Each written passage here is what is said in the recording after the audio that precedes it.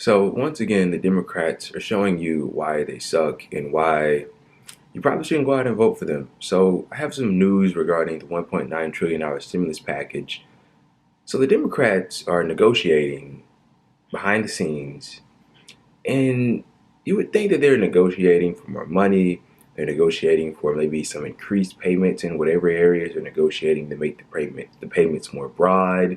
They're not universal, so maybe they can extend them out to more people so that more people may receive them. No, they're negotiating on the terms of weakening the bill and means testing the stimulus even more. So let me read to you a little bit of information here. So for single people, originally, as of like a couple days ago, the stimulus money would zero out at $100,000 for single people. Okay, so if you're a single person and you made up to $100,000, you would receive a stimulus check. Now it's $80,000. So those people that make between $80,000 and $100,000 that were going to receive a check now are just booted off the list. For couples here, originally for couples it was $200,000. If you made up to $200,000, you would receive a stimulus check.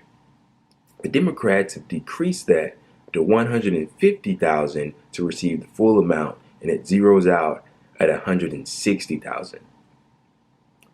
And to put the cherry on top of the sundae, they've decreased the unemployment from $400 to $300. What the fuck? It's like, what do you get from this? What do you think people are gonna go? Oh, they decreased the unemployment and made less people get stimulus checks. I gotta go vote for them now. And yes, they're gonna turn around after this and ask you to vote for them. That's what they always do. They screw you over and they turn around and say, hey, you gotta flock to the polls. The Republicans might win. Okay, well, what if they win? It doesn't seem like anything different is gonna happen if they win as opposed to you winning. They're not showing themselves to be any different, to be quite honest with you. So, a couple more facts for you. More people receive stimulus checks under Donald Trump than will receive this payment under the Biden administration. That's a fact. So, in the CARES Act, I believe 92% of Americans received that check. And under the stimulus package that they passed when he was in his lame duck phase, I believe 90% or 89% or something like that received those checks. 87% of people are going to be receiving these checks under the Biden administration. So less people and less money. Because if you add up the total two checks that people got under the Trump administration when Trump was in office, it'd be $1,800. So the $1,200 plus the $600, you'll get $1,400 here. So less money and less people are getting the checks. And so let's just go back a little bit. They ran on $2,000 checks. If you get John and the Reverend to the Senate, those $2,000 checks will fly out of the door. That's what they said. First of all, that never happened. Okay, like a month and a half, going on 2 months later, nobody has any money in their pockets. That's fact number one. Fact number two, they went from 2,000 to 1,400. Oh well, what we meant was to add the 1,400 onto the 600 to make 2,000. Well, first of all, that's a lie. You explicitly said 2,000. Secondly, less people are going to receive this 1,400 than people that receive the 600, no matter how minuscule you think that number may be. And to just give you a couple more facts here on that topic, 12 million fewer adults are going to receive benefits with this stimulus package, and 5 million fewer children are going to receive benefits in this stimulus package. So they not only lied about the amount from 2,000 to 1,400, but there was this delayed ass response because they didn't go right out of the door, obviously. He's had time to bomb Syria and do a bunch of other stupid shit in the meantime. Okay? When it comes to money for you, it's always a long debate about who deserves it and who needs it the most. And, oh, and by the way, they cut the unemployment because, incentives about people returning to work.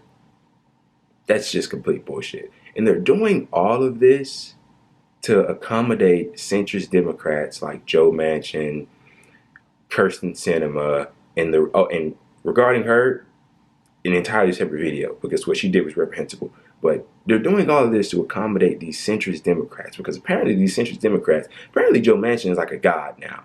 He's basically like the interim president or some shit. I don't know. I mean, he's put his foot down and he's making these demands, and Joe Biden and the rest of the Democrats are like, oh fuck, we got to do what he got to do because if he doesn't vote for the bill, it's 50-50 Senate, right? So he has to fall in line. So we got to give him whatever he wants. No. That's not how the fuck this works. Where are the progressive members? Where the fuck is Bernie Sanders, Ed Markey, Elizabeth Warren, the progressive members in the House, AOC, the Justice Democrats? Okay, if these centrist Democrats want to play that game, okay, well, I'll withhold my vote and fuck up the whole bill if I don't get what I want. Okay, well, you turn around and do the same exact thing. Hey, if the $15 minimum wage is in the bill, we're not voting for it. I don't care. If you want to cut unemployment benefits, we're not voting for it. They can literally form a block and do the same thing that these centrist Democrats are doing. And I know what people say, oh, well, that'll delay the bill and people need this money. Well, you know what? Sometimes you just got to do what you got to do. And if in the end people end up getting more money and people end up getting the minimum wage increase, then I think they'll be satisfied with the delay and they won't really hold that against you because they got the things that they wanted. They got those progressive policies that a majority of the country supports. So I don't think the delay would really matter in that sense.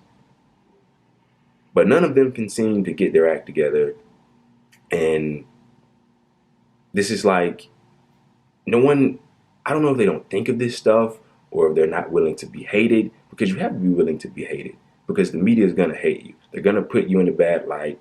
The other people in Washington are going to smear you. They're going to make it seem like you're holding up the business or whatever. But you got to do what you got to do. And as I was saying earlier, before I kind of pivoted, just think about how they talk about you when it comes to giving you money and giving you money to provide for your family in this tumultuous time when we're dealing with COVID, among other things. And contrast that with how they easily pass bills to increase the military budget, to increase military spending, to fuel the war machine, to give bailouts to Wall Street, to give bailouts to the military industrial complex, to give bailouts to corporate America and the billionaires. Think about how easily they do that, but how difficult it is to provide stimulus to the American people in a pandemic when millions are kicked off their health care, millions are going homeless, the whole nine. And then in this moment where we could use budget reconciliation to get a bunch of progressive policies passed, we're getting nothing. The minimum wage hike has been kicked off. They haven't proposed anything else. I put a lot of our policies on this bill, to be quite honest with you, and I keep coming back to have a vote for it. Because why the fuck not? They're insanely popular. It won't hurt you, it'll only help you, and it'll show you who your enemies are when they vote against it. But that's way beyond the capacity of any of these so-called progressive Democrats in the Senate, in the House, in Washington in general. These people don't represent you, and I think that's abundantly clear now.